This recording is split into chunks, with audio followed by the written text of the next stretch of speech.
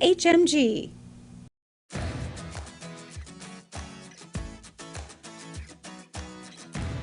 Well, as we move into a new year, a lot of us think about our goals, a new focus, maybe on wellness. We know how important that is, especially self-care. And I know you're probably thinking, great, add that to my list as well. Well, in tonight's Health Matters, we talk with Dr. Emily Campbell, HMG primary care and sports medicine physician, to get her perspective on self-care in the new year.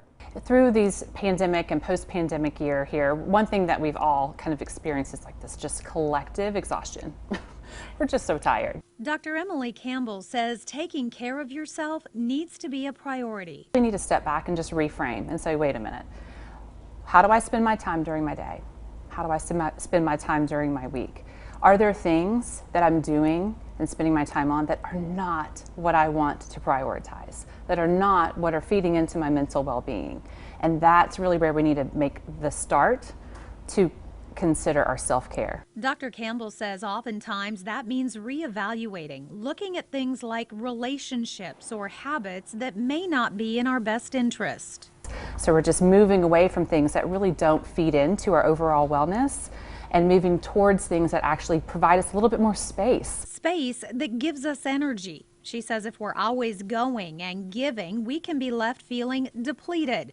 And she says, remember, mental health is health. They are directly related. People who have struggled with mental health issues absolutely have increased risk of cardiovascular disease and diabetes and pulmonary conditions and GI disorders. So, and that's just from the mental health aspect. So all those things are increased as far as your physical health, as far as risk for those things if we don't have sound mental health. So everything is connected.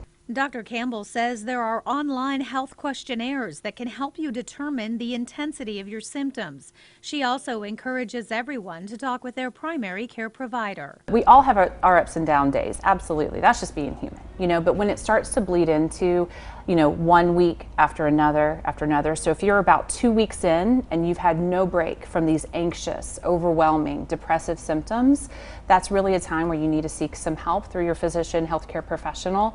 To learn more or to access that online questionnaire, you can check out the Health Matters blog at holstonmedicalgroup.com. The preceding portion of Daytime Tri-Cities was sponsored by HMG.